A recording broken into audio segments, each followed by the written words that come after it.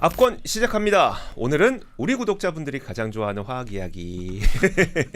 도대체 이걸 왜 좋아하시는 겁니까? 우리 압권 구독자 여러분들은 막 네. 모래니, 네, 화학이니 철강이니 광물이니 무려 조회수 20만. 그러니까요. 화학으로 20만 조회수 내는 채널은 압권밖에 없을 겁니다. 없을 겁니다. 예. 네.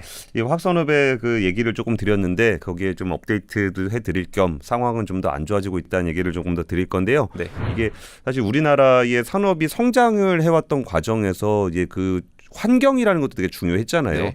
제가 주로 농담 삼아서 얘기하는 건데 2002년에 월드컵 할 때 네. 우리 굉장히 좋았잖아요. 그때 네. 우리나라 GDP가 1.5만 달러였어요. 아 그래요? 근데 지금이 이제 3만 달러가 넘잖아요. 2배 넘었네요. 그러면 이게 이 동안 무슨 일이 있었던 거냐? 네. 라고 해보면 그 당시에 이제 중국이 부상하면서 우리나라의 경제가 2배 이상 성장을 한 거거든요. 네.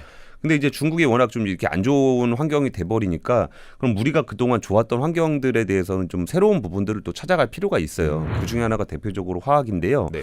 그 지난 시간 얘기를 좀 업데이트를 해드리면 그냥 이거는 구도를 설명을 드린 겁니다. 화학에 대해서 뭐 다 아실 필요는 없는데 이게 중국의 증설 얘기가 오늘 주인공은 아닙니다. 오늘은 중국의 증설이 아니라 그 중동의 증설 관련한 얘기가 주가 될 건데 네. 그러니까 중국 얘기를 잠깐 드리면은 약간 여기가 PTA가 있잖아요. 네. 그러니까 중국에서 요 당시에 PTA를 증설을 했더니 합성 원료 수출 규모가 점점 줄어들더라. 그러면은 이제 PTA를 증설을 했으니까 네. 여기가 PTA잖아요. 네. PTA가 증설을 하게 되면은 이 파라자일이라는 PX가 많이 필요해지잖아요. 네. 그러면 이 당시에 PTA가 증설을 하니까 합성 원료는 쭉 줄어들었는데 대신 PTA 증설에 맞춰서 우리는 PX가 이렇게 늘어나게 되는 상황이 되는 겁니다. 그럼 PTA 네가 만드냐? 그러면 원료는 우리가 만들게. 우리가 만들게. 그래서 이제 PX가 이제 쭉 늘어나게 됐는데 요 시점에는 이제 PX 증설이 또 이제 중국에서 이루어지다 보니까 네. 여기가 이제 PX가 쭉 줄어들게 되는 거잖아요. 그럼 다시 한번 여기로 가보죠. PX가 줄어들게 되면은 자일렌 같은 기초 유분들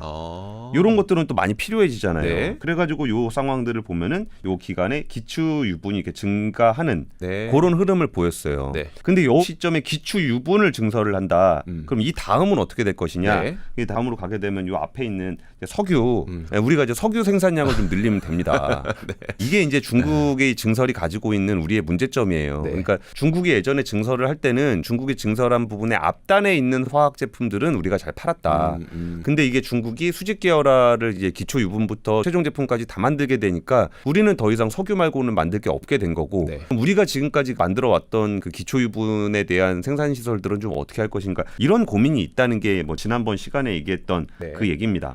근데 제가 최근에 좀 찾아본 것 중에 롯데케미칼이 좀 많이 안 좋더라라고 해서 그때 뭐 롯데 위기론 그런 얘기 나오는데 사실 저는 그런 식으로 이제 공포감 조성하고 그런 걸 별로 안 좋아해요. 네. 근데 이제 위기 상황이 좀 된다 그러면 어떤 부분이 좀 문제가 될까를 취재를 하다 보니까 이게 롯데케미칼의 회사채를 발행을 하는데 에비타라는 거는 이익이고요. 네. 그러니까 이익 나누기 이자 비용 이게 5배 이상 돼야 된다. 네. 그러니까 이자 내는 돈보다 이익이 한 5배는 돼야 된다라는 게 돈 빌릴 때 약속한 겁니다. 그 돈 빌려준 사람들한테 제가 버는 돈에서 이자를 내는 게 최소한 버는 돈이 5배는 유지를 할게요. 네. 그래야 내가 따박따박 갚을 그렇죠. 수 있잖아요. 네. 그리고서 그거를 이제 3개년 평균으로 한다. 이런 약속을 맺은 거예요.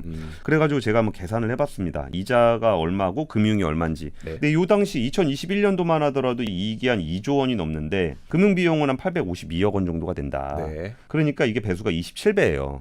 아까 5배가 넘어야 된다 그랬잖아요. 네. 그러니까 전혀 걱정할 네. 필요 없습니다. 여유 여러분. 있다. 네, 네. 그냥 뭐 써놓은 거예요. 어차피 지킬 겁니다. 근데 여기서 금융 비용이 이제 급격하게 늘어나게 됩니다. 네. 근데 버는 이익은 엄청나게 줄었죠. 근데 이때는 조금 이익이 늘어나긴 했지만 빚도 많이 늘어나다 보니까 이때 이제 3개년 평균 계수를 보니까 17배, 11배, 5배 그리고 올해 3분기까지 계산을 해보니까 1.54배까지 내려온 거예요. 그러니까 이거를 뭐라 그러냐면은 EOD라 그러는데 네. 이게 좀 뭐 전문 용어긴 합니다. 이게 기한이익 상실. 이거 한국말로 해놔도 좀 어려워요. 네. 그냥 갚아라. 네. 만기가 정해져 있는데 뭐 만기 전에 그냥 갚아라. 그렇게 요구할 수 있게 돼요. 네. 내가 언제까지 돈을 빌려주기로 했는데 네가 약속을 안 지켰으니 내 돈 돌려주세요 하는 게 기한이익 상실입니다. 그럼 이게 됐을 때 그 규모를 제가 계산을 해보니까 2조 원이 넘어요. 저렇게 기한이익 상실돼서 당장 돈을 빌려준 사람이 갚으라고 해도 이상하지 않을 금액 규모가 갚아야 되는 규모가. 아. 갚아라 그러면 갚아야 돼요. 아. 안 갚으면 부도가 나는 거예요. 네. 그래서 기한이익 상실이 되게 무서운 건데 그렇다고 해서 롯데케미칼이 오늘 망하냐? 그건 아닙니다. 네. 왜냐하면 돈을 빌려준 입장에서도 얘가 돈을 만기에 갚을 수 있을까? 네. 했는데 갚을 수 있을 것 같아. 네. 그러면은 이걸 부도 처리를 안 하고 계속 받는 게 유리합니다. 네. 근데 얘가 못 갚을 것 같아. 그러면 먼저 받아가야 되겠죠. 네. 그래가지고 먼저 받아가게 되면은 부도가 나는 겁니다.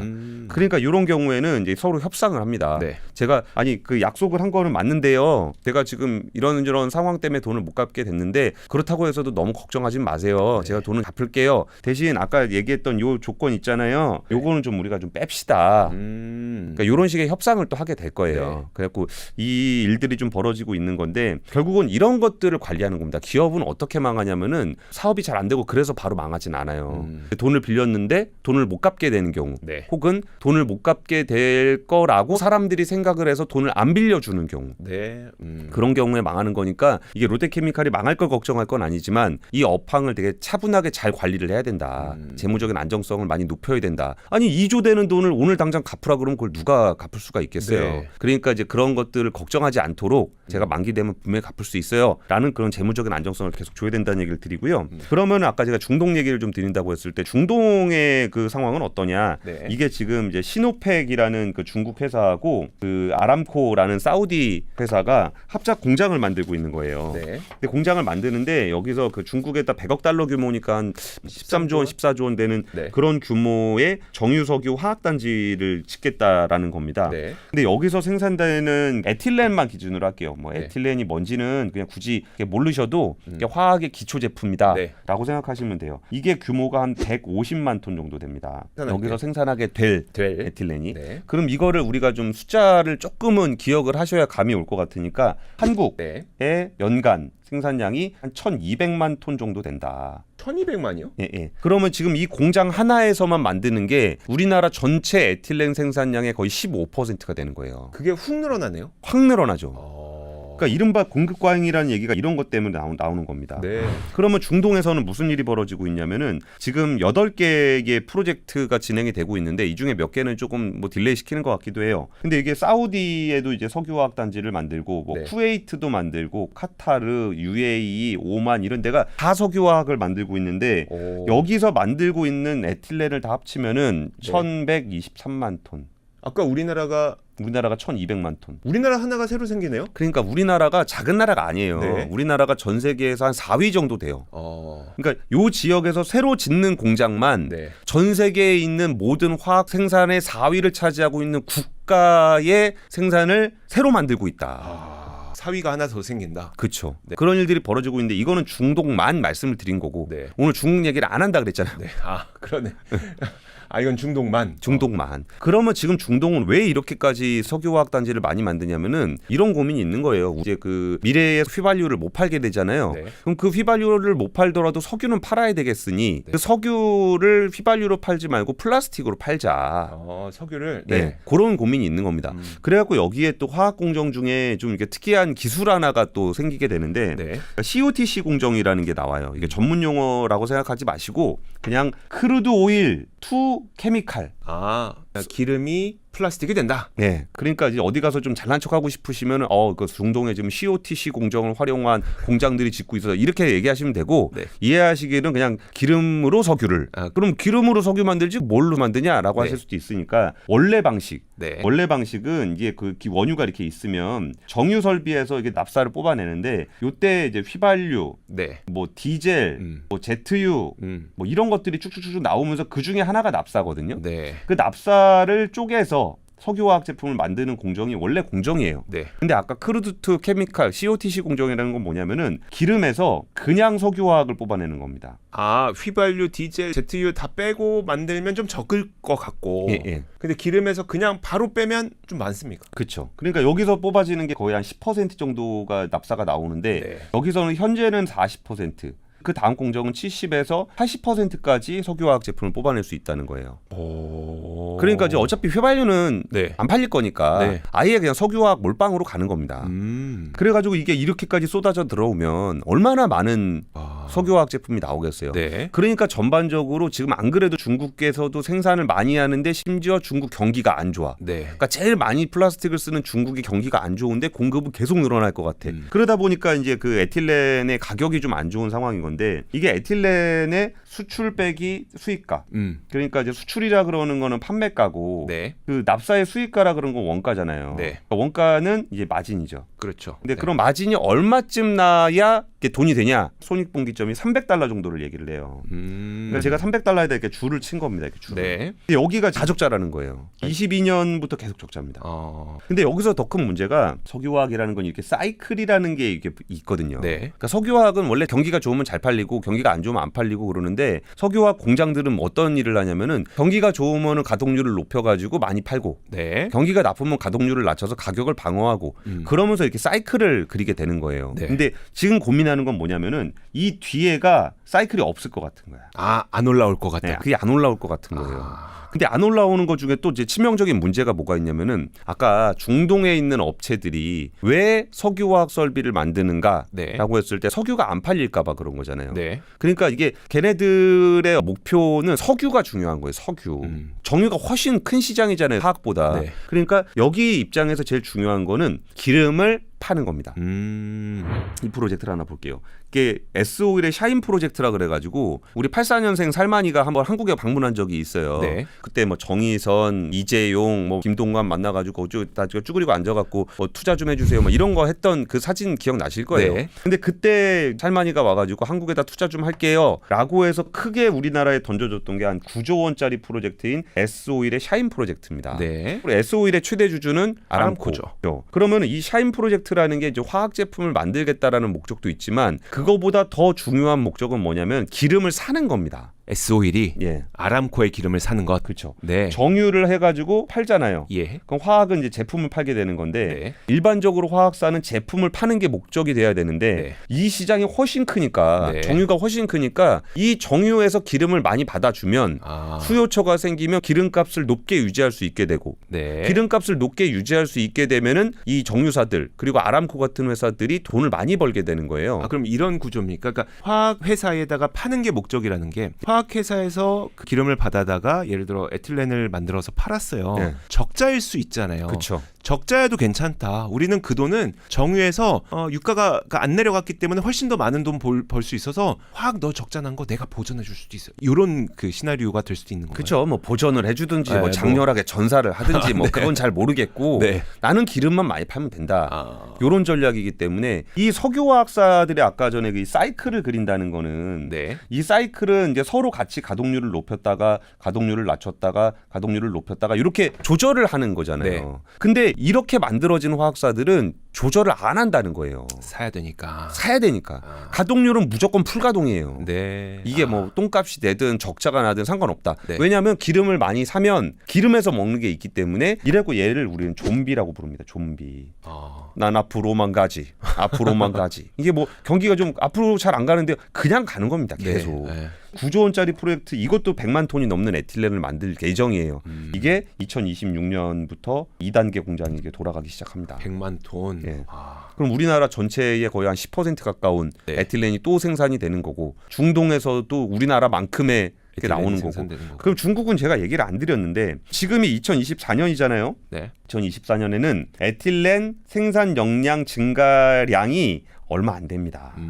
이게 얼마 안 되는데도 지금 힘들어요. 근데 내년에 이만큼, 뭐 26년에 이만큼, 27년에는 훨씬 더 많이 증설이 됩니다. 그리고 아까 제가 중동 얘기만 드렸잖아요. 네. 중국 얘기는 굳이 안 한 게 이게 전체 증설 물량의 60% 이상은 중국에서 증설이 됩니다. 아까 제가 얘기했던 네. 뭐 샤인 프로젝트니 뭐 중동의 프로젝트는 이 나머지 부분 35%에서 나타나는 거고 이 65%는 중국에서 나타나는 거예요. 그래가지고 이런 것들이 좀 이어지고 있다 보니까 아까 제가 에틸렌만 말씀을 드렸잖아요. 네. 그러니까 에틸렌이라는 게 결국은 이제 기초유분 쪽인데 기초유분 비중이 높은 회사들일수록 화학사들은 더 어렵다라고 좀 얘기는 하고 있습니다. 그럼 기초유분이 높은 데가 어딘가 봤더니 여천 NCC 이런 데는 기초유분만을 만들기 위해서 네. 만들어진 회사니까요. SK 어드밴스드 같은 경우는 LPG 가지고 만드는 기초유분. 그리고 여기 지오센트릭 같은 경우도 좀 기초유분 비중이 되게 높아요. 네. 그래가지고 그때 지오센트릭 같은 경우는 굉장히 적극적으로 이제 친환경 플라스틱, 리사이클 플라스틱으로 전환을 하려고 했던 게 이런 것 때문에 그런 겁니다. 그리고 등치로 따지면 롯데케미칼이 엄청 큰데 네. 지금 이 문제가 있는 거예요. 그리고 아까 전에 제가 얘기했던 그 좀비들은 어떤 구조를 가지고 있냐라고 네. 설명을 드렸을 때 정유사를 끼고 있습니다. 네. 그러니까 정유사를 끼고 있으면 좀 나요. 네. HD, 현대케미칼 이런 데는 오일뱅크 오일뱅크. 이런 데 끼고 있잖아요. 근데 이 LG화학, 롯데케미칼 이런 친구들 어떡하냐는 거예요. 원재료에 대한 경쟁력도 없고 뭐 형이라도 좀 돈을 벌어야 동생을 도와줄 건데 이제 형도 없잖아요. 네. 그러니까 이제 이런 회사들이 좀 어렵다라는 얘기를 좀 하고 있는 겁니다. 그리고 이제 롯데는 좀 걱정되는 부분들이 또 뭐가 있냐면 롯데는 항상 좀 이렇게 보수적인 의사결정을 하기로 유명한 회사잖아요. 그렇죠. 그래가지고 뭐 놀릴 때는 야 롯데 들어오면 그 업 끝난다. 뭐 그런 얘기 많이 합니다. 네. 롯데가 이커머스 투자를 했던 롯데온 만들 때가 거의 이커머스 투자의 끝물 아니었습니까? 네, 네. 이런 것들이 많이 있는데 지금 롯데가 인도네시아에서 뭘 하고 있냐면 라인 프로젝트라는 걸 하고 있어요. 네. 이게 원오브 댐처럼 이렇게 조그맣게 해놨는데 여기가 지금 39억 8천만 달러. 네. 그러니까 거의 5조 원이 들어가는 거야. 5조 원. 그러네요. 에틸렌 생산량 100만 톤. 와. 이 공장을 짓는다고요. 지었다고가 아니라 짓고 있다고요. 아직 여기 생산도 시작 안 했습니까? 25년 내년 1분기에 만들어집니다. 그럼 이 에틸렌은 어떻게 할 거냐는 거예요. 그리고 여기 지금 투자금이 지금 이게 5조가 들어가는데 네. 아직 돈을 다 안 넣었습니다. 그렇겠네요. 네. 근데 이것도 돈을 또 만들어서 넣어야 되는데 네. 회사가 지금 돈을 잘 못 벌고 있는 상황에서 인도네시아에다 공장을 짓느라 돈을 또 써야 돼. 네. 돈을 또 써야 되는데 그 공장이 만들어지면 매출이나 영업이익이 좋을 거냐. 네. 이런 시대에 에틸렌 공장을 새로 만들게 된 거다. 라는 슬픈 사연이 있는 겁니다. 그러네요. 참. 그래서 지금 뭐 얘기하는 거 들어보면은 유럽에 있는 엑소모빌이라든지 뭐 아람코자 회사인 사빅 같은 경우도 네덜란드에 있는 6개 설비 폐쇄하고 네. 뭐 이게 쉘 같은 경우도 싱가포르에 있는 통합정유 설비 뭐 매각한다 이런 얘기들 좀 나와요. 네. 그래가지고 이제 유럽에 있는 회사들이 좀 정리가 되면 좀 낫지 않겠느냐, 공급 과잉이 좀 해소가 되지 않겠냐라고 얘기를 하는데 거기는 작아요. 그러니까 우리나라가 4위라서 뭐 앞에 유럽이 있냐 그런 거 없습니다. 네. 미국, 중국 뭐 이런 네. 데들이 있는 거지. 걔네들이 망한다고 해서 전체적인 생산량에 미치는 영향은 별로 없어요. 그래서 IBK 증권에서 뭐라 그러냐면은 2028년까지 85% 가동률을 회복하려면 1,700만 톤의 에틸렌 생산 능력 폐쇄가 필요하다. 없어져야 된다. 지금 근데 증설되고 있다는 거잖아요. 그렇죠. 근데 1,700만 톤이면 네. 아까 숫자 하나 기억하시라 그랬죠. 1,200만 톤. 1,200만 톤. 우리나라만큼이 없어져야 잠깐만. 너무 무서운데. 우리나라가 없어지고 예. 더 없어져야 예. 회복된다. 그래야 가동률 85% 정도 될 거다. 이런 얘기를 하고 있는 게 지금 우리나라 화학산업 앞에 놓여 있는 과제입니다. 근데 이제 화학산업 회사들이 커요. 등치들이 커가지고 우리나라 화학산업이 그렇게 한순간에 무너지거나 그러진 않습니다. 근데 이게 정해진 미래로 향해 가고 있는 거기 때문에 사이즈를 줄이면서 다른 신사업들로 만들어 가야 돼요. 네. 그러니까 우리나라가 15,000달러에서 30,000달러로 오는 과정에 중국이 부양을 할 때 그때는 우리나라가 적극적으로 공장에 투자를 했고 네. 그래가지고 일본을 제치고서 중국 시장을 먹으면서 우리나라가 2배 넘게 성장하는 모습을 보였잖아요. 네. 그러면 지금 달라진 환경에 맞는 다른 포트폴리오로 전환을 해야 된다라는 거예요. 그러니까 구조조정이라는 게 맨날 사람 줄이고 공장 폐쇄하고 뭐 이런 것만이 구조조정이 아니고 뭔가 지금 있는 환경에 맞춰서 변하는 구조조정이 필요하다는 겁니다. 네. 근데 지금 이 구조조정은 좀 쉽지 않은 상황은 맞아요. 이게 아까 지난번에 중국 같은 경우에 아까 이거 보여드렸던 것처럼 이게 한 단계 한 단계 거칠 때마다 이게 그 다음 단, 그 다음 단, 그 다음 단이 늘어나는 식의 구조조정이 있었다 그러면은 여기는 기초유분과 관련해서는 더 이상 확대될 여지가 별로 없기 때문에 다른 쪽으로 업종 전환을 좀 해야 돼요. 네. 그러다 보니까 롯데도 이런 문제를 아니까 거기서 좀 뭐 첨단 소재라든지 전지 소재 같은 경우는 2차 전지잖아요. 네. 수소 뭐 이런 쪽으로 좀 전환을 하려고 한 건데 그쪽도 지금 별로 안 좋은 거지. 그러니까 신사업도 지금 그렇죠. 네. 근데 예. 우리나라도 화학을 뭐 역사적으로 처음 우리가 하진 않았을 거고. 그럼 우리 전엔 누구였었어요? 일본이 많이 했었죠. 일본이. 예. 그 우리한테 밟혀가지고 그렇게 된 건데. 네. 예, 화학산업에는 슬픈 전설이 있었습니다. 압권이었습니다.